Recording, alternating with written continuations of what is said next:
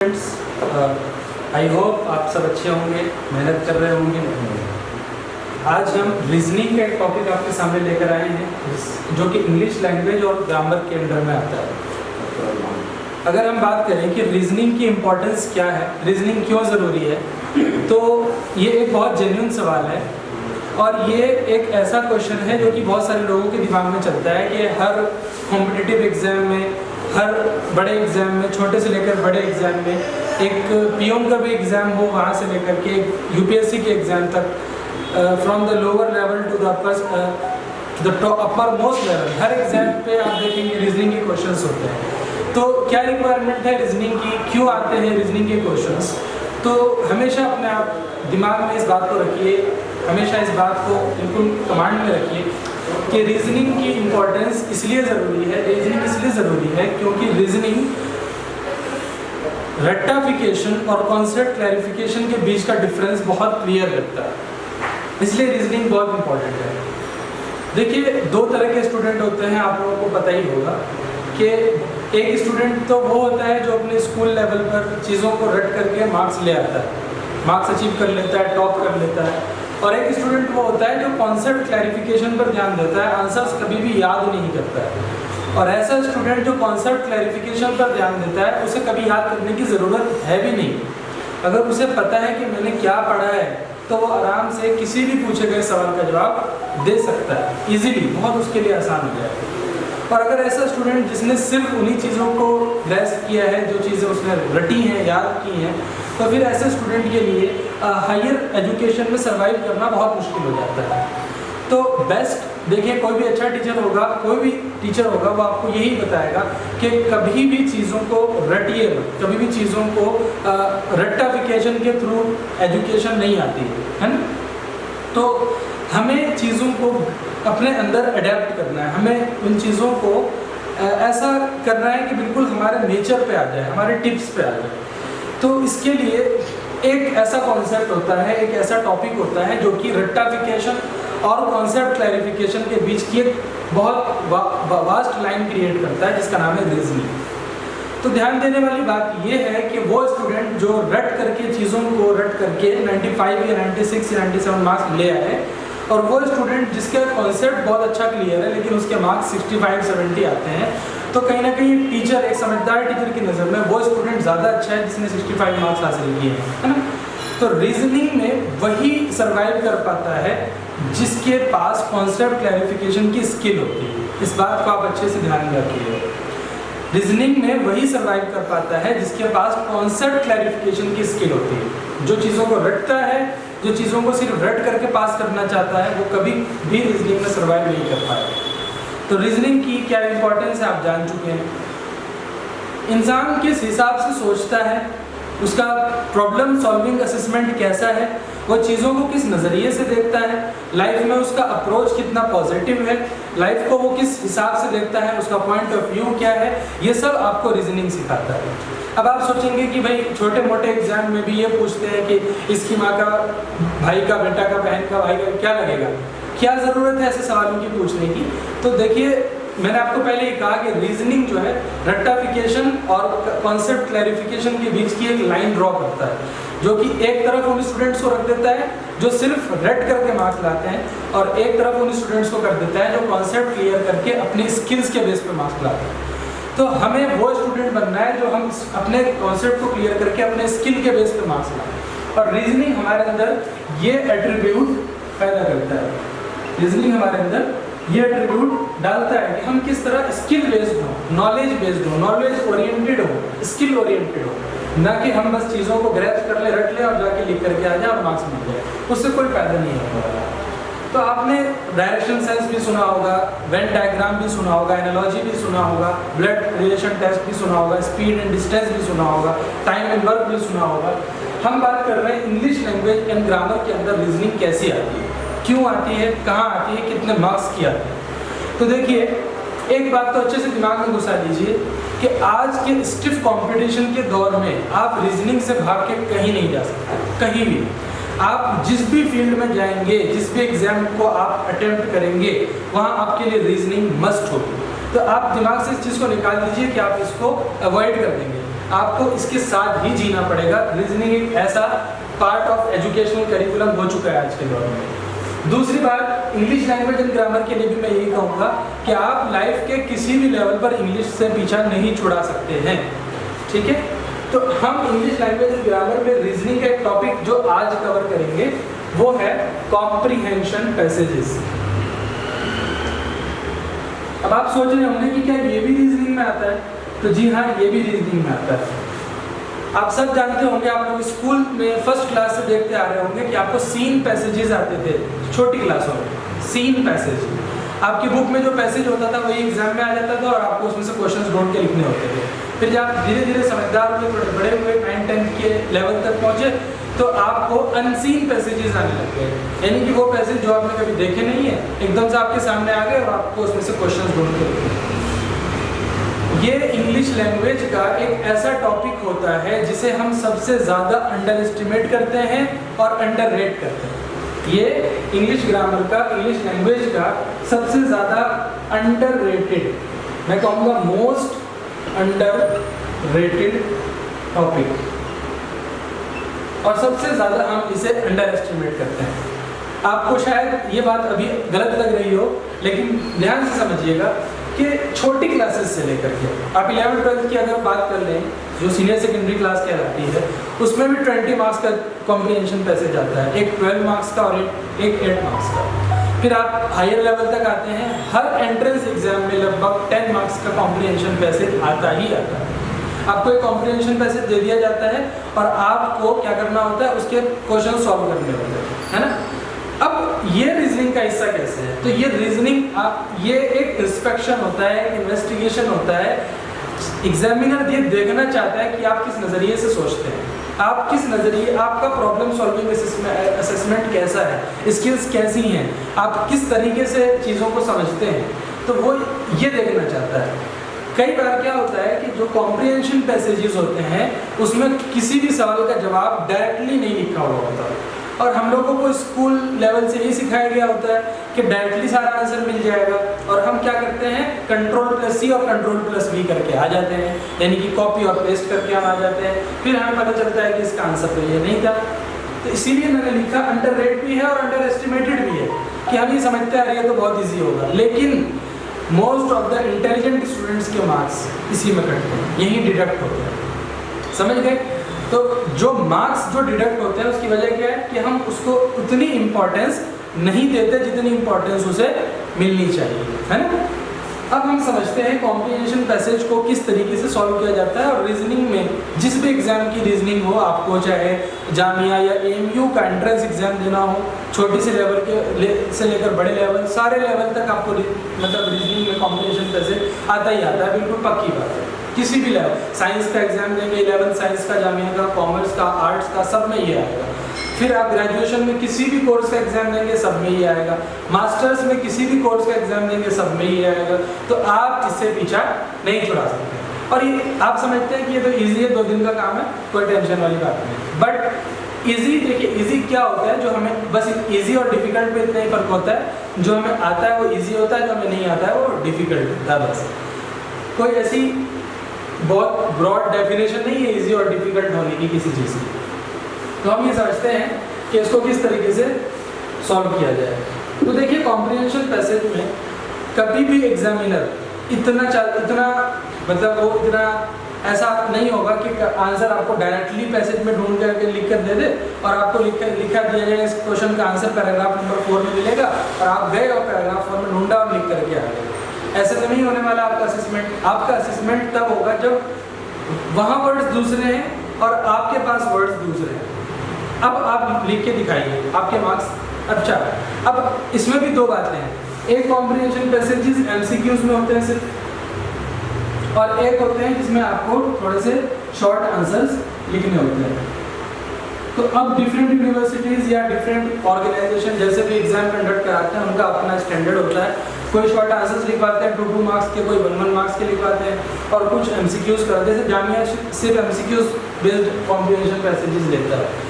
जामिया के हर कोर्स में MCQs आपको मिलेंगे, AMU के हर कोर्स के एग्जाम में आपको MCQs ही मिलेंगे कॉम्प्रिहेंशन। तो हम कुछ ट्रिक्स समझते हैं कि कैसे इसको सॉल्व किया जाएगा। देखिए ये ट्रिक शायद आपको किसी ने नहीं बताई होगी, बल्कि मैं वही कह रहा हूँ ना कि आपको अब तक इस टॉपिक पे इतना इम्पोर्टेंस किसी ने न दी होगी, ना कि ये बताया गया होगा कि ये टॉपिक कितना इम्पोर्टेंट है। जहाँ तक कि मैं समझता हूँ, कॉम्प्रिहेंशन पैसेज को सॉल्व करने की एक छोटी सी ट्रिक है अपने पास। क्या ट्रिक है? ट्रिक है RTAPEWAC।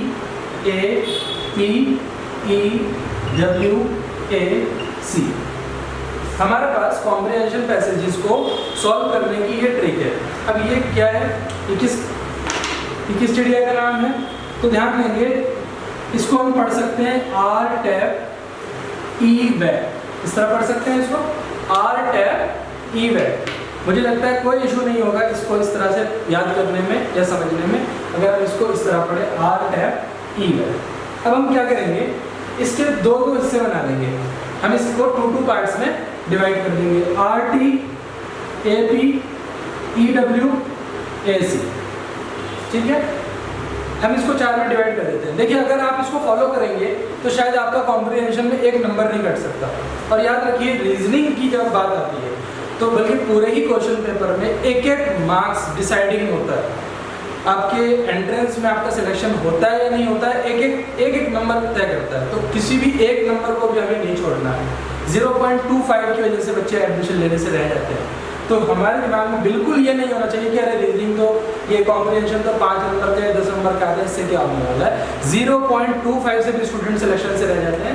तो ये तो बिल्कुल नहीं सोच सकते हैं। हमारे लिए एक नंबर उतना ही इंपॉर्टेंट रखता है जितना कि 100 नंबर इंपॉर्टेंट रखता है। ठीक है, क्योंकि एक से मिलकर ही तो 100 बनता है। हमने 4 हिस्से करे, number 1 RT, number 2 AP, number 3 EW और नंबर 4 AC। ये हमने 4 हिस्से करे। अब ये क्या चीज़ें हैं तो इनको हम समझते हैं। अब देखिए, RT stands for read twice. सबसे पहला जो आपका ट्रिक है कॉम्प्रिहेंशन को सॉल्व करने का, वो है रीड ट्वाइस। किसी भी कॉम्प्रिहेंशन पैसेज को ध्यान रखिए, जो भी इस वीडियो को देख रहे हैं, इस बात को दिमाग में बांध लीजिए अच्छे से कि कभी भी कॉम्प्रिहेंशन को, जब खास करके हायर लेवल पर, मतलब 12th के बाद, आप कभी भी कॉम्प्रिहेंशन को, ये ट्रिक 10th वाले भी फॉलो कर सकते हैं, 9th 11th 12th उसके बाद वाले जितने भी लोग हैं, हर कोई इसको फॉलो कर सकता है। तो हमें क्या ध्यान रखना है, कॉम्प्रिहेंशन का जो पहला ट्रिक है वो क्या है, RT, and RT stands for read twice. Comprehension को कभी भी, ध्यान रखिएगा, एक बार पढ़ के आंसर अटेम्प्ट नहीं किया जाता। रीड ट्वाइस, 2 बार कम से कम पढ़िए। और दिमाग में ये बिल्कुल नहीं होना चाहिए कि मुझे समझ में आ रहा है या नहीं आ रहा। बुलेट स्पीड से पढ़ लीजिए दोनों बार। ये हो गया पहला। दूसरा है AP। AP क्या होता है? Absolute paragraph. एब्सोल्यूट पैराग्राफ, ये क्या चीज है? हम लोग बहुत बड़ी गलती करते हैं कि जब हमें आंसर नहीं मिलता तो हम लोग, यहाँ पे लिखा होता है पैराग्राफ नंबर 2 में इसका आंसर मिलेगा, हम पूरा पैराग्राफ नंबर 2 उतार के आ जाते हैं, कॉपी पेस्ट करके आ जाते हैं, और हम समझते हैं कि एग्जामिनर तो नंबर दे ही देगा। सबसे बड़ी गलती ये होती है, एग्जामिनर कभी नंबर नहीं देगा, बल्कि अगर आप एग्जामिनर को फ्रस्ट्रेट करेंगे कि 2 लाइन के लिए उसको 8 लाइन लिखी हुई दिखाएंगे तो वो नंबर देने के बजाय और डिडक्ट कर लेगा। तो एग्जामिनर के माइंडसेट के साथ कभी भी मतलब चकमा देने की कोशिश नहीं करनी चाहिए। ठीक है, आप खुद अपने आप को एग्जामिनर प्लॉट करके देखिए कि आपने अगर स्टूडेंट से 1 लाइन में आंसर मांगा है, वो 8 लाइन लिख के दे, तो आप बर्दाश्त करेंगे उसे? आप नहीं करेंगे। तो एब्सोल्यूट पैराग्राफ नहीं लिखना है, हमें एब्सोल्यूट पैराग्राफ नहीं लिखना है। क्या करते हैं, पूरा लिख करके आ जाते हैं। हाँ, आइडिया नहीं मिल रहा हो तो उसके लिए अलग ट्रिक है अपने पास, कि जब आइडिया ही नहीं मिल रहा कि इसका आंसर क्या होगा तो उसकी अलग बात है, लेकिन कभी भी ध्यान रखिए 80 वर्ड 100 वर्ड्स लिख के नहीं आने हैं कॉम्प्रिहेंशन। तीसरा क्या है, EW। EW stands for extra writing. कई बार अपनी इमेज को अच्छा दिखाने के लिए, अपने आप को एक अच्छा स्टूडेंट दिखाने के लिए हम लोग क्या करते हैं, मांगा गया है 2 लाइन और लिख के आते हैं 4 लाइन। ये दोनों अलग अलग बातें हैं। एब्सोल्यूट पैराग्राफ तब होता है जब हमें आंसर नहीं मिल रहा होता, और एक्स्ट्रा राइटिंग तब होती है जब हमें आंसर तो हमने लिख दिया, चलो जी खुशी खुशी में 4 लाइन और लिख दो। ऐसा काम नहीं करना है कभी भी, ये आपका मार्क्स डिडक्ट करने का सोर्स बनेगा। ठीक है, कभी भी एक्स्ट्रा नहीं लिखना है। अगर हम बात करें, देखिए मैंने पहले ही कहा, एक होते हैं MCQ बेस्ड और एक होते हैं शॉर्ट आंसर बेस्ड। अगर शॉर्ट आंसर बेस्ड के क्वेश्चंस हैं तो उसमें ये भी लिखा रहता है कि 1 मार्क्स का या 2 मार्क्स का क्वेश्चन अगर क्वेश्चन 1 मार्क का है तो 10 to 15 वर्ड्स बहुत होते हैं, और अगर 2 मार्क्स का है तो 20 to 25 words 30 words are enough, more than enough. उसके आगे एक्सीड करेंगे तो आपका अपना नुकसान होगा, ठीक है। चौथी चीज है AC, अवॉइड कॉपिंग। अगर आपको कॉम्प्रिहेंशन में मार्क्स लेने हैं तो ध्यान रखिए कि अगर आपको मान लीजिए आंसर पूरा मिल गया, ठीक है। फॉर एग्जांपल कॉम्प्रिहेंशन के अंदर लिखा हुआ है कि Taj Mahal is situated in Agra. Comprehension के अंदर ये बीच में 3rd या 4th पैराग्राफ कहीं पे भी लिखा हुआ है, और नीचे क्वेश्चन सीधा पूछ लिया, बिल्कुल direct question, Taj Mahal is situated where, या वेयर ताजमहल इज सिचुएटेड, ठीक है। बिल्कुल आपको क्लियर आंसर मिल गया, Taj Mahal is situated in Agra. तो हायर लेवल के लिए टिप दे रहा हूँ, मतलब आप 10th क्लासेस को फॉलो कर सकते हैं कि कभी भी एग्जैक्ट वो वर्ड मत लिख के आइए जो वहां लिखा हुआ है। याद रखिए मैं क्या कह रहा हूँ, आपको लगेगा ये तीनों बातें एक जैसी हैं, तीनों बातें अलग अलग हैं। अवॉइड कॉपिंग का मतलब है जब आपको एग्जैक्ट आंसर मिल गया है तो बिल्कुल वही वर्ड्स कॉपी मत करिए, ठीक है। आप लिख सकते हैं Taj Mahal is in Agra, situated लिखने की जरूरत नहीं है। इससे क्या होगा कि आपकी क्रिएटिविटी एग्जामिनर तक पहुंचेगी, चेकर तक पहुंचेगी कि आपके अंदर कुछ क्रिएटिविटी है, आप चीजों को थोड़ा सा माउल्ड कर सकते हैं, मैनिपुलेट कर सकते हैं, और मैनिपुलेट पॉजिटिव वे, ठीक है। चेंज करके थोड़ा सा लिखिए। अब हम थोड़ा सा क्या करेंगे, पूरी वही लाइन उठा करके लिख देंगे। मार्क्स तो शायद आपको जूनियर लेवल पे मिल जाए, लेकिन सीनियर लेवल पर कभी भी आपको मार्क्स नहीं मिलेगा, ठीक है।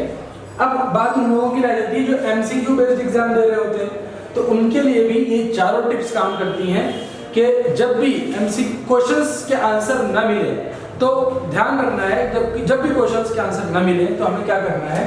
और अक्सर कहाँ क्वेश्चंस के आंसर फंसते हैं, सिनोनिम्स और एंटोनिम्स में, और ये मसला दोनों के लिए कॉमन है, ये प्रॉब्लम दोनों एग्जाम्स के लिए कॉमन है, जिसमें जो शॉर्ट आंसर वाले होते हैं, जो MCQ वाले होते हैं, दोनों के लिए कॉमन है कि उन्हें सिनोनिम और एंटोनिम मिल नहीं रहा होता है। और ये किसी के लिए भी पॉसिबल नहीं है कि वो सारे वर्ड्स के सिनोनिम्स याद करके चला जाए एग्जाम हॉल में, या एंटोनिम्स याद करके चला जाए, पॉसिबल तो नहीं है। तो पॉसिबल जो है वही कर सकते हैं। अब हम क्या करेंगे, इसकी ट्रिक ये है, सिनोनिम और एंटोनिम की ट्रिक ये है, ध्यान रखिएगा कि पूरे कॉम्प्रिहेंशन में मान लीजिए एक वर्ड है और उसकी मीनिंग आपको नहीं पता, और पूछ लिया कि इसका सिनोनिम क्या होगा। जब उसी वर्ड की मीनिंग नहीं पता तो उसका सिनोनिम कहाँ से लाओ, बनता है ना क्वेश्चन कि मान लीजिए मुझे एक वर्ड दे दिया और क्वेश्चन में, और उसी वर्ड की मुझे मीनिंग नहीं पता, तो मैं उसका सिनोनिम या एंटोनिम कैसे ढूंढ लूं।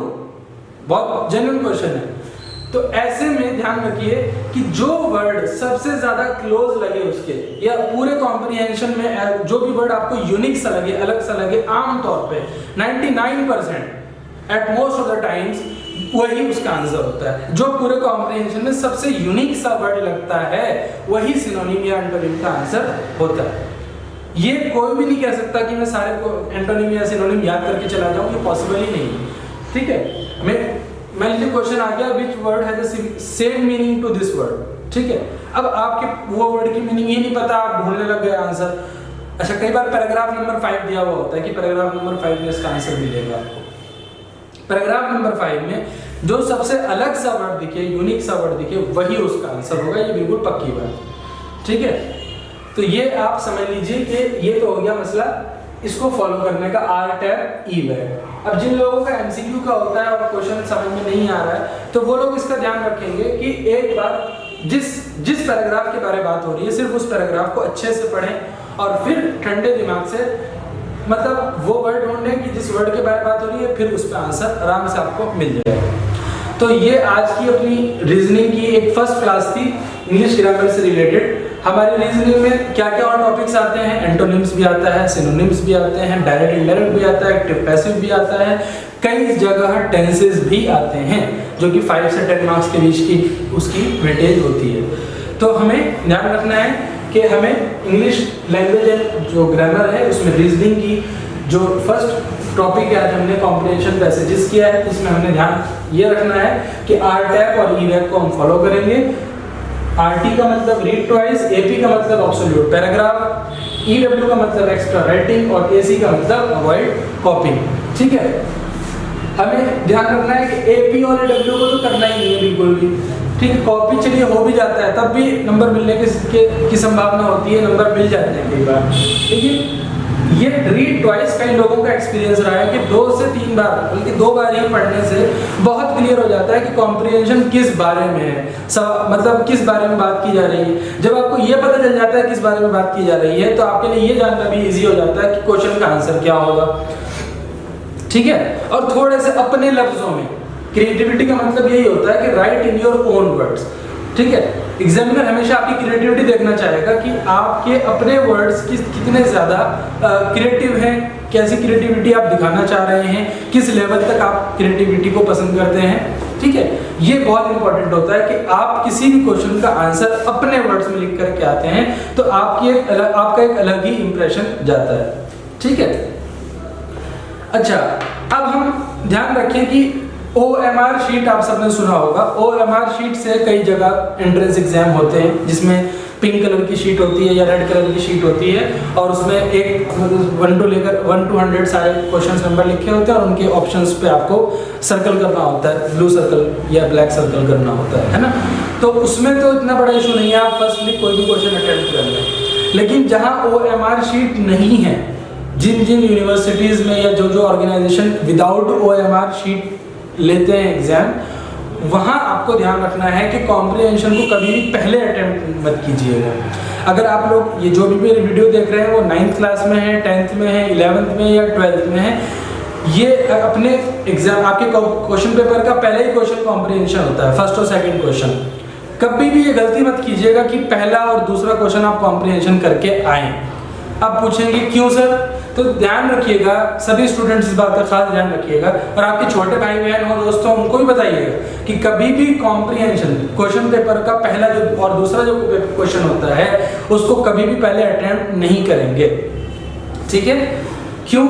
उसका रीज़न ये है कि जब हम पहले कोई क्वेश्चन अटेम्प्ट करते हैं किसी भी एग्जाम में, किसी भी लेवल का, हम जब पहला क्वेश्चन अटेम्प्ट करते हैं तो हम थोड़े से इमोशंस में आ जाते हैं, और इमोशंस में हम बहुत सारा लिख देते हैं, बहुत टाइम कंज्यूम कर देते हैं।